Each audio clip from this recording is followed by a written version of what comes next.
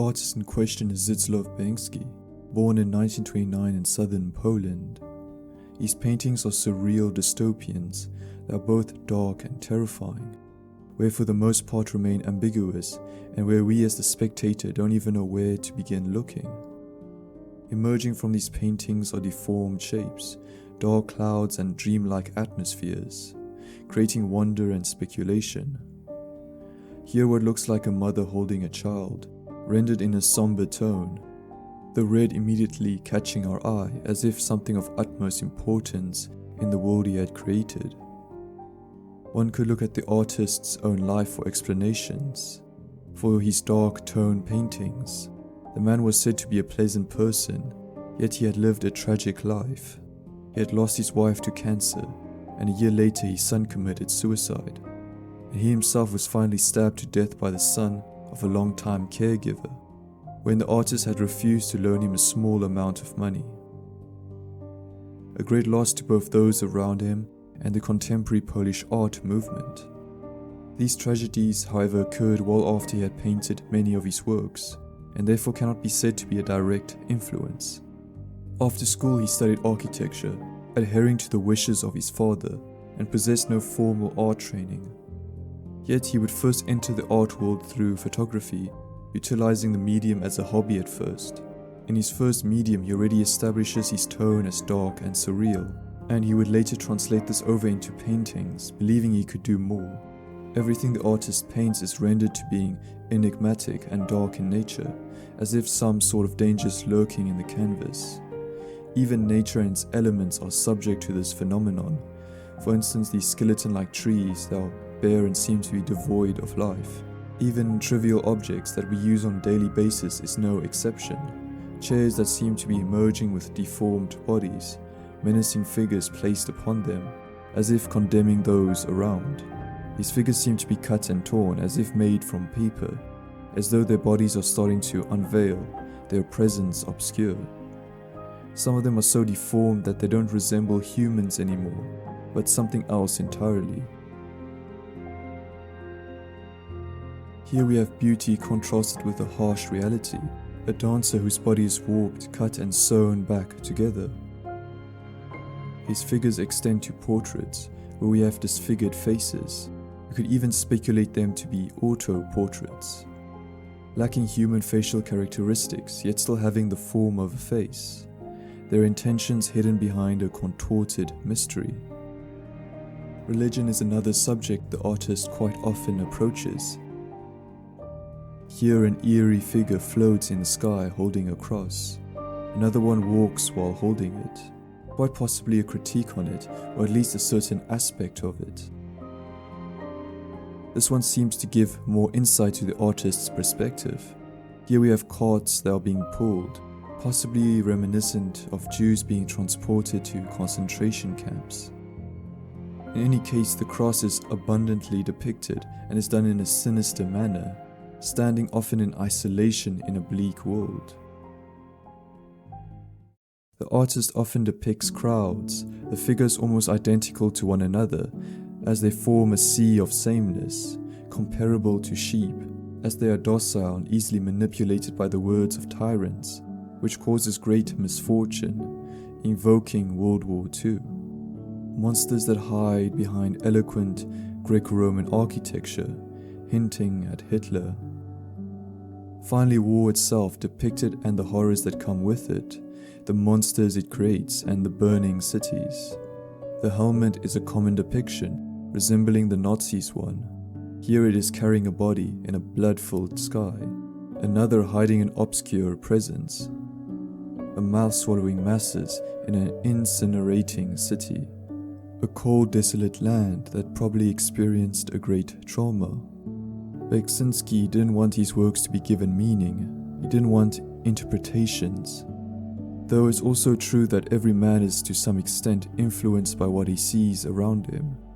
The one in question having grown up in World War II and later experienced life through a traumatized country under Soviet occupation. A clue to how he wanted his paintings to be seen might be music. He was quite fond of music and always worked with it. Music too doesn't seem to have any intrinsic meaning. For the most part, it just exists. It creates a sort of atmosphere without precisely revealing what it is exactly, and quite often there isn't even one.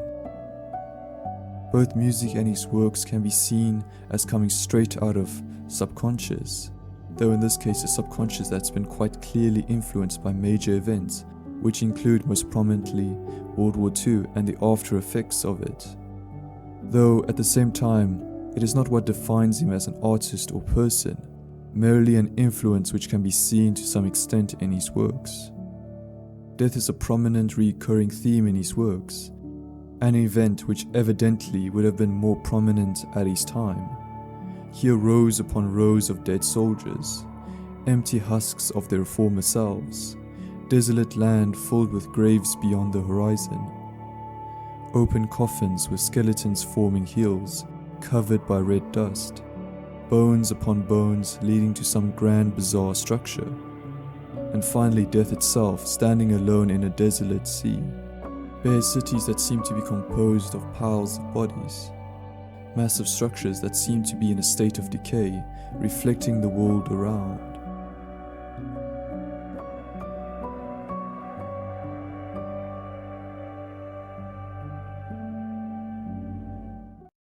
The aftermath of war, a sea of dead bodies and destruction, massive grim statues forming a corridor seemingly reminiscent of a bleak event, apocalyptic stark worlds devoid of life, solitude in wastelands, technology in ruins. From these wastelands mutations emerge, a new cruelty which are chimera-like creatures, blood-curdling beings that roam and integrate themselves in the deserted worlds. Objects and buildings seem to be consuming warped figures before they utterly vanish. Though in these apocalyptic worlds there seem to be hope, scared childlike figures in a bleak landscape seem to be the new source of hope, accompanied by a little blue bird. Portals that seem to beckon to the viewer, appearing to propose a path to escape the hellish scenery in a dreamlike landscape, who emits an aura of peacefulness. Peaceful serene seas wash out all the prior bleakness that we were confronted with. We can see the artist did not solely restrict himself to nightmarish scenes, albeit very few scenes such as these. Grand, imposing architectural structures, revealing the past profession of the artist as an architect. These buildings, whose very material seems to be bones, their nature is omnious while existing in barren lands, gives off a nostalgia of a once great but lost age. When viewing the artist's works, one can't help but think of Chernobyl, once a symbol of human innovation, progression and prestige, is now an intoxicated, radioactive land, who is a symbol of nuclear disaster, having the same aura of abandonment and desolation as the artist's works. Mysterious faces that seem to exist as entities by themselves and float across barren lands with tears of blood. An ominous figure hovering over a cradle, a cross with the Latin phrase in hoc signo vinces, which is roughly translated to "in the sign thou shalt conquer," usually utilized by God when he reveals a symbol which ensures the viewer's future victory, though evidently used in an ironic fashion here. Tormented souls swirl as they clump together in agony, maybe the lost lives of past events, such as World War II. Finally, he is an artist who is gifted with a vivid sense of imagination that helped him depict events he experienced, and more importantly to him, what he believed to be true art, one without intrinsic meaning like music, just to be admired, who proved to be versatile in a significant amount of mediums, ranging from photos, drawings, paintings, and even digital works, whose influence extends to heavy metal among other things.